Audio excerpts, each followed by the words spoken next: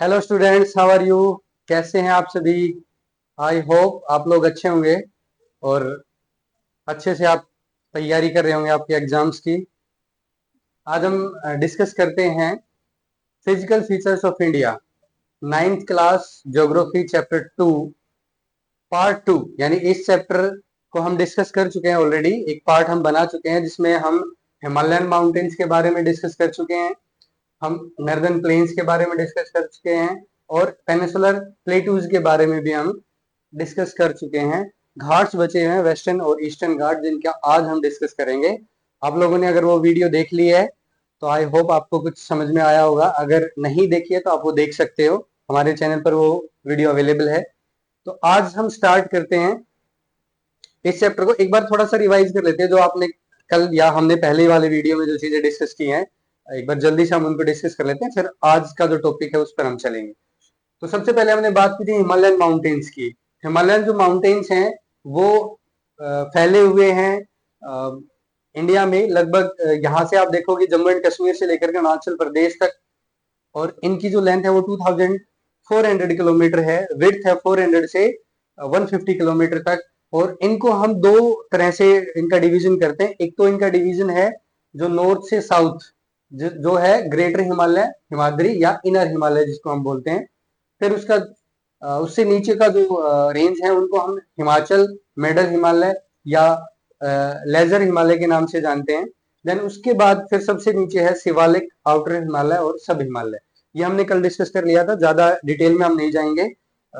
उसके बाद फिर हमने डिस्कस किया इसका रीजनल डिवीजन। रीजनल डिवीजन में सबसे वेस्ट में आता है पंजाब हिमालय। पंजाब हिमालय इंडस और सतलुज रिवर के बीच में था।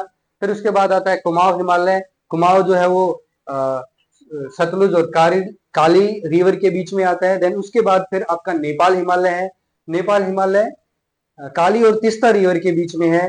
और फिर उसके बाद असम हिमालय जो तिस्ता और दिहांग रिवर के बीच में लाई करता है। तो ये हमने डिवीजन हिमालय का कल दो तरह से पढ़ा था। देन उसके बाद फिर हमने पढ़ा द नॉर्दर्न प्लेन्स। हमारे हिमालय जो माउंटेन्स हैं उनके नीचे जो रिवर्स ने प्लेन डेवलप किए हैं, प्लेन बनाए हैं इतनी सेडिमेंट्स ला करके, वो प्लेन्स हैं उनको भी हमने फर्दर डिवाइड किया था कितने भागों में भाई? 4 भागों में। ठीक है। एक और यहाँ पर आपका लिखना है क्या? खादर।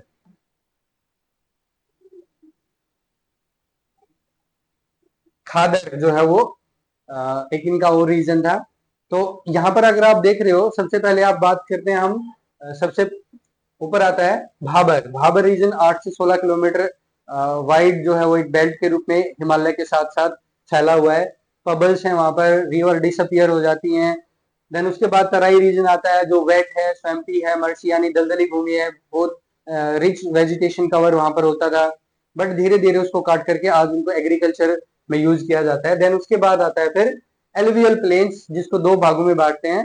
एक तो है आपका भांगर और एक है खादर। तो भांगर ओल्ड एलुवियल सोयल है और खादर न्यू एलुवियल सोयल है, वो भी हमने कल डिस्कस कर लिया था। देन उसके बाद फिर हम आगे चलते हैं भाई। हमने पेनिसुलर इंडिया के बारे में डिस्कस किया था।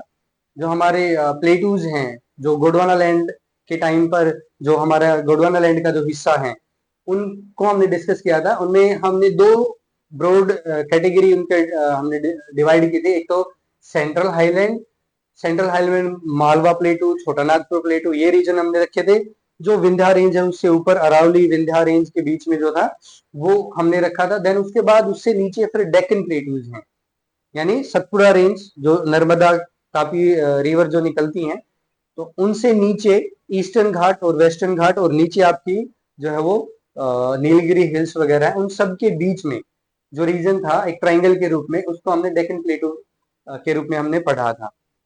तो आज हम आगे बात करते हैं जो हमने कल कुछ रह गई थी, वो क्या थी भाई? ईस्टर्न घाट्स के बारे में और वेस्टर्न घाट्स, ईस्टर्न और वेस्टर्न घाट्स के बारे में हमने डिस्कस करना है। तो देखो मैप में जब हम देखते हैं ईस्टर्न और वेस्टर्न घाट्स, तो हमें दिखाई देते हैं कहां पर?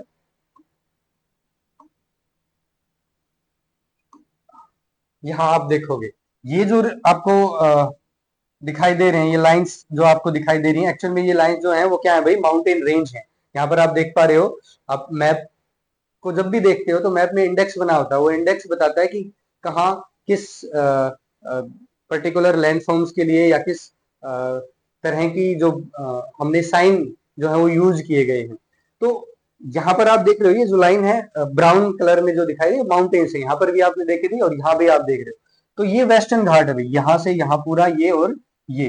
तो इसमें आपको क्या चीजें आपको नजर आ रही हैं, आपको देख पा रहे हो कि जो वेस्टर्न घाट्स हैं वो कंटिन्यूस हैं ज्यादा, किससे, ईस्टर्न घाट के कंपैरिजन में। ईस्टर्न घाट में ब्रेक्स हैं बहुत ज्यादा, क्यों, क्योंकि ज्यादातर रिवर्स जो है ना वो वेस्ट साइड से बह करके बिल्कुल वेस्टर्न घाट के पास से देखो निकल करके किधर जा रही है, गोदावरी रिवर ईस्ट की तरफ जा रही है। तो रिवर से बह के जा रही है, इट मीन्स वो एरिया नीचा है, और जहां से जा रही है बह करके वो क्या है, ऊंचा एलिवेटेड है। तो इससे ये साफ पता चल रहा है कि भाई जो वेस्टर्न घाट्स हैं वो ज्यादा एलिवेटेड है एज कंपेयर टू ईस्टर्न घाट। और ये क्वेश्चन पूछा हुआ है कंपटीशन एग्जाम में, और अच्छे खासे लेवल के एग्जाम में एचपीएससी में ये पूछा हुआ है। तो आपको ध्यान रखना है कि वेस्टर्न घाट ज्यादा एलिवेटेड है as compare to eastern Ghats, और ज्यादा कंटिन्यूस भी हैं। ईस्टर्न घाट्स में ब्रेक्स हैं क्योंकि रिवर्स जो है वो अपना डेल्टा बना रखा है, उन्होंने इरोड कर रखा है, उस रीजन को काट रखा है। तो वहां पर जो है वो ब्रेक्स आते हैं उसमें बीच बीच में, तो वो ज्यादा कंटिन्यूस नहीं है, एलिवेटेड भी नहीं है। ठीक है, तो ये चीज आपको ध्यान रखनी है। हाँ, तो एंड उसके बाद आप देखोगे तो ईस्टर्न घाट फायर हैं ज्यादा, यानी ज्यादा ऊंचे हैं, वो हम डिस्कस कर चुके हैं। इनकी हाइट जो है वो 900 मीटर से 1600 मीटर तक है। देन उसके बाद ये जो है increase from north to south, यानी नॉर्थ से साउथ की तरफ आते हुए इंक्रीज होते जाते हैं, यानी इनकी हाइट बढ़ती चली जाती है। ठीक है, देन उसके बाद हाईएस्ट पीक है। हाँ, कई बार पूछा जाता है, बहुत बार एग्जाम में ऑब्जेक्टिव आपके लेवल का, यानी 9th 11th क्लास में जो ऑब्जेक्टिव क्वेश्चन बनते हैं तो उनमें ये क्वेश्चन बहुत बार पूछा जाता है कि हाईएस्ट पीक कौन सी है, इसकी वही वेस्टर्न घाट की या ईस्टर्न घाट की, दोनों की पूछी जाती है। तो मैं दोनों की बता देता हूँ। देखो, हाईएस्ट पीक यहाँ पर जो है वो क्या है भाई, अनाईमुदी। अनाईमुदी जो लगभग 2695 मीटर की हाइट पर है। अनाईमुदी इसकी हाईएस्ट पीक है, किसकी भाई, वेस्टर्न घाट की। और उसी के साथ दूसरी जो पीक्स है यहाँ पर वो है दोदा बेटा, वो भी लगभग लगभग इतना ही है, 2637 मीटर वो उसकी हाइट है। तो ये तो है वेस्टर्न घाट की हाईएस्ट पीक। ईस्टर्न घाट में देखो, ईस्टर्न घाट की हाइट जो है, एवरेज हाइट है वो 600 मीटर है, यानी आप देख पा रहे हो किससे कम है, वेस्टर्न घाट से कम है। देन उसके बाद ये महानदी वैली से लेकर के नीलगिरी हिल्स तक है। मैं मैप में आपको दिखाऊंगा कि नीलगिरी हिल्स कहाँ है और कहाँ पर महानदी की वैली है, तो वहां तक ये फैली है। हाईएस्ट पीक इसकी महेंद्रगिरी है भाई, इसकी हाईएस्ट पीक कौन सी है, महेंद्रगिरी है, जो 1501 मीटर की हाइट है उसकी। तो ये पूछा जाता है कई बार कि भाई कौन सी हाईएस्ट पीक है ईस्टर्न घाट में, तो महेंद्रगिरी इसका नाम है। अगर मैप में हम जाकर के वापस देखते हैं ना, तो यहाँ पर देखो ये मैप आपको दिखाई दे रहा है, ये आपके वेस्टर्न घाट्स, ये आपकी ईस्टर्न घाट, यहाँ पर आपको महानदी आपको दिखाई दे रही है। ठीक है, ये महानदी है, रिवर यहाँ से शुरू होकर के ये कहाँ तक जाते हैं भाई, यहाँ पर आपको क्या दिखाई दे रही है, नीलगिरी हिल्स। तो ये जो नीलगिरी हिल्स है यहाँ तक इनका फैलाव है, और ब्रेक्स हैं बीच बीच में जहां पर भी रिवर्स डेल्टा बना रही है। देखो ये कृष्णा रिवर यहाँ से बह के जा रही है, यहाँ पर ये गोदावरी बह करके आ रही है, इधर ये जो कृष्णा वगैरह बह करके आ रही है। तो ये सारी रिवर वेस्टर्न घाट की तरफ से और ईस्टर्न घाट की तरफ आ रही है बह करके। तो आपको पता चल ही रहा है पानी कहाँ जाएगा, स्लोप में बह करके जाएगा। तो इट मीन्स वेस्टर्न घाट ज्यादा एलिवेटेड है as compare to eastern ghat. Then उसके बाद फिर जो आपके वेस्टर्न ईस्टर्न घाट्स हैं उनमें कुछ लोकल नेम भी हैं वहां पर, जो प्लेन्स, कोस्टल प्लेन्स पे भी हम पढ़ेंगे, वहां पर हम उनको डिस्कस करेंगे। तो अभी आपको सिर्फ ये चीजें याद करनी है भाई, वेस्टर्न घाट में इनकी जो हाइट है वो कितनी है, और कौन कौन सी इंपॉर्टेंट पीक्स हैं यहाँ पर, अनाईमुदी है और दोदा बेटा है, ये आपको ध्यान रखनी है वेस्टर्न घाट में। और महेंद्रगिरी जो है वो ईस्टर्न घाट में है। तो ये आपको ध्यान रखना है, कौन से ज्यादा एलिवेटेड है वो ध्यान रखना है। ठीक है, कौन से ज्यादा कंटिन्यूस है ये ध्यान रखना है। देन उसके बाद चलते हैं फिर इंडियन डेजर्ट। डेजर्ट ये आपका नेक्स्ट जो है वो डिवीजन है इंडिया का, physical division, Indian desert. Indian desert में जो है आप देख रहे हो, जो इंडियन डेजर्ट है ना वो एक सैंडी प्लेन है, यानी कि वहां पर मिट्टी है, जो पानी की कमी है, वहां पर बारिश बहुत कम होती है। तो वो बिल्कुल ही क्या है भाई, सैंड ड्यून्स है, वहां पर रेत के टीले हैं। और अंडुलेटिंग सैंडी प्लेन्स इनको बोलते हैं। अंडुलेटिंग क्यों है भाई, क्योंकि उबड़ खाबड़ है, ऊंचे नीचे हैं। आप देखोगे राजस्थान की तरफ हम जब जाते हैं तो ऐसे टीले आते हैं, एक बार ऊपर जाओगे फिर नीचे आते हो, तो अंडुलेटिंग है वो। देन उसके बाद जो है वो रेनफॉल, मैंने कहा कि अभी बहुत कम रेनफॉल रिसीव करते हैं ये, तो 150 जो है वो मिलीमीटर रेनफॉल जो है ईयरली रिसीव करते हैं ये, तो रेनफॉल बहुत कम होती है यहाँ पर। लो वेजिटेशन कवर है भाई, जहां पर पानी कम है वहां पर वेजिटेशन कवर कैसा होगा, लो ही होगा। तो और वेजिटेशन है भी तो वो कैक्टस वगैरह है वहां पर। वेजिटेशन आपको अगर मिलेंगे तो कैक्टस आपको मिलेंगे, कांटेदार जो पेड़ होते हैं वो ज्यादा मिलते हैं वहां पर, क्योंकि कांटे जो है ना उनमें मॉइस्चर कंज्यूम कर लेते हैं, ड्राई एयर से भी अगर थोड़ा बहुत भी मॉइस्चर है तो वो कंज्यूम कर लेते हैं वहां पर। इसलिए राजस्थान में आपको नागफली और कैक्टस के और बाकी जो अलग अलग तरह के जो प्लांट्स हैं, वेजिटेशन कवर है, वो आपको वहां पर मिलती है। देन यहाँ पर जो सैंड ड्यून्स वगैरह हैं उनको क्या बोलते हैं भाई, वहां उनको बोलते हैं बरखांस और लॉन्गिट्यूडनल ड्यून्स। बरखान जो है ना वो इस तरह की शेप में होते हैं, इस तरह की शेप में होते हैं बरखान, चांद, अर्ध चांद के रूप में, आधे चांद के रूप में जैसा होता है ना वैसा ये रेत के टीले बन जाते हैं हवा की दिशा के साथ, तो उनको बोलते हैं बरखांस। लॉन्गिट्यूडनल ड्यून्स इस तरह से आपको दिखाई देंगे वहां पर पैरेलली, आपको हवा की जो दिशा होती है उसी के साथ। तो राजस्थान में जब हम जाते हैं, यहाँ आपको पिक्चर में भी दिखाई दे रहे होंगे, ये साफ नहीं है थोड़ा सा, नहीं तो यहाँ पर आप देख सक पाते थे, ये लॉन्गिट्यूडनल ड्यून्स हैं। तो बरखांस और लॉन्गिट्यूडनल ड्यून्स ये सैंड ड्यून्स हैं, एक तरह से रेत के टीले हैं ये वहां पर, बट इनको अलग अलग नाम से जाना जाता है क्योंकि इनकी शेप अलग होती है। उसके बाद यहाँ पर एक इंपॉर्टेंट रिवर है भाई, इंपॉर्टेंट रिवर है, या ये कहें कि जो राजस्थान की एक इंपॉर्टेंट लार्जेस्ट रिवर है वो है लूनी रिवर। इस डेजर्ट के अंदर, इसके अंदर डेजर्ट के अंदर, यानी थार डेजर्ट की जो सबसे लंबी रिवर है वो है लोनी रिवर। और ये भी जो है वो सीजनल रिवर है, कोई परमानेंट रिवर नहीं है। और रेनी सीजन में ये दिखाई देती है, अपीयर होती है, और बाकी टाइम ये सूख जाती है वहां पर, क्योंकि रेगिस्तान सारा पानी पी लेता है इसका। और ये भी बेचारे अपने मुहाने तक नहीं पहुंच पाती, मुहाना मतलब अपने जो सी से मिलना होता है। रिवर्स का एक ही मोटो होता है लाइफ में कि वो जाकर के कभी ना कभी किसी सी में जाकर के मिल जाएंगे, बट ये नहीं मिल पाते, इनका संगम नहीं हो पाता, यानी लूनी। तो ये आपका क्या है भाई, इंडियन डेजर्ट है। इंडियन डेजर्ट मोस्टली राजस्थान में है, लेकिन आसपास का एरिया भी ये कवर करता है, जैसे हरियाणा का कुछ एरिया भी है, तो वो भी कवर करता है। गुजरात का कुछ रीजन भी है जो डेजर्ट में आता है, पंजाब का कुछ थोड़ा बहुत रीजन आता है डेजर्ट में, तो वो भी ये कवर करते हैं। देन उसके बाद फिर हम चलते हैं भाई आइलैंड्स। हमारे नेक्स्ट हमारे क्या बच जाते हैं, आइलैंड्स। इंपॉर्टेंट है, कई बार बहुत सारे क्वेश्चंस पूछे जाते हैं अलग अलग तरह के एग्जाम्स में। तो जो आइलैंड है वो दो ग्रुप में हम डिवाइड करते हैं भाई, लक्षद्वीप आइलैंड और Andaman and Nicobar island. Lakshadweep island कहाँ है भाई, वो जब आप मैप देखोगे तो मैप में इधर ये देखो, यहाँ पर ये कौन सा है, ये है अरेबियन सी। अरेबियन सी में आप देखोगे तो यहाँ पर है लक्षद्वीप, और इधर बे ऑफ बंगाल, ये क्या है भाई, bay of Bengal. Bay of Bengal में आप यहाँ पर देखोगे तो ये है भाई क्या, अंडमान एंड निकोबार।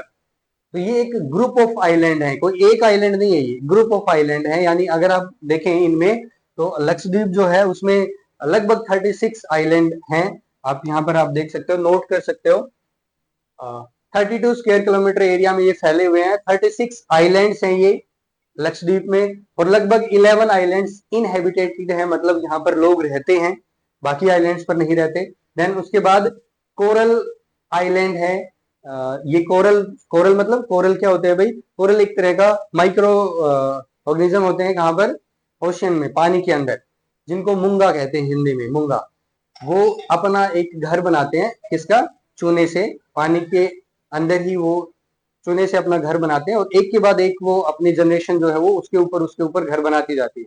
तो धीरे धीरे करके वो ओशियन के जो सी लेवल है वहां तक पहुंच जाते हैं और उससे ऊपर चले जाते हैं, तो वो आइलैंड के रूप में बाहर दिखाई देते हैं।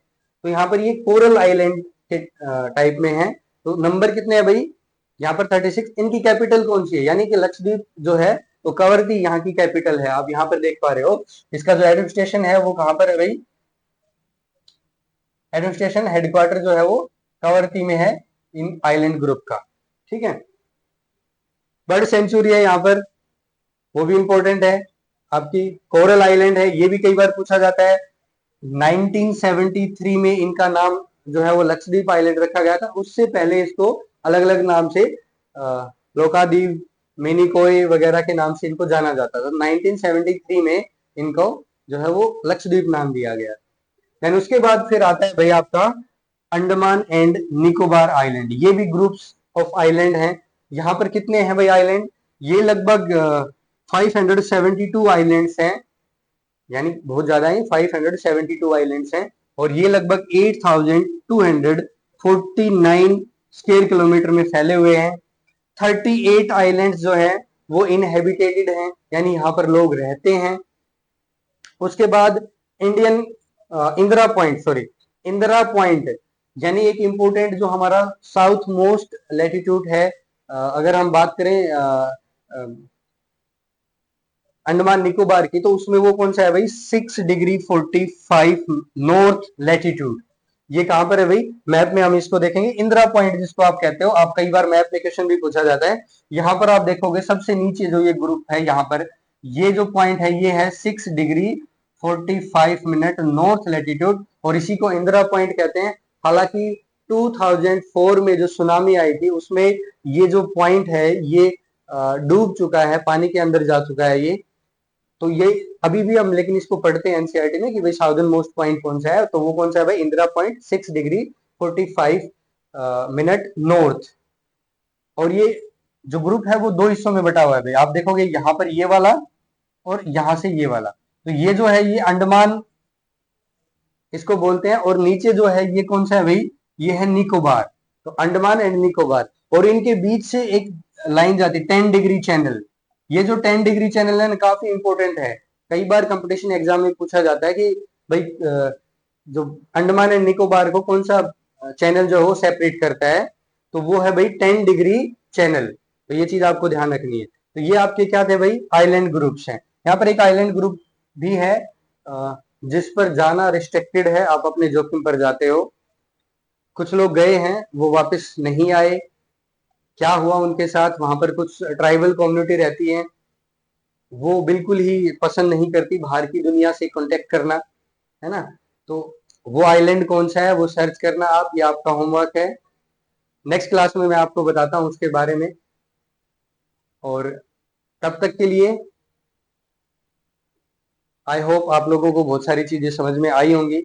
अगर कुछ समझ में नहीं आता आप कमेंट कर सकते हैं, हम उस टॉपिक को दोबारा से अच्छे से डिटेल में हम आपको समझाएंगे, कोशिश करेंगे समझाने की। तब तक के लिए जय हिंद, जय भारत।